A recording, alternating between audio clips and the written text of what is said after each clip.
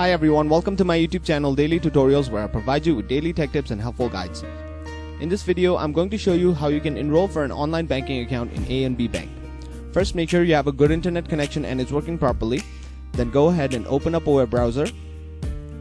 On the search bar, type in anbbank.com and then press enter. Now once you land on this page, click on the option that says Enroll in Online Banking, which is right here. Now click on Personal Enrollment.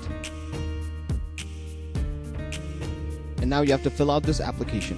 Type in your first name, your last name, your address, your zip code, your driver's license number, your social security number, your date of birth, your email, your mother's maiden name, and lastly you have to type in your username here. And then click on Continue. Once you click on Continue, you should be directed to another page where they'll further guide you on how you can enroll for an online banking account in ANB Bank. Make sure to follow all the steps carefully and you should be able to successfully enroll for an online banking account. And that is it.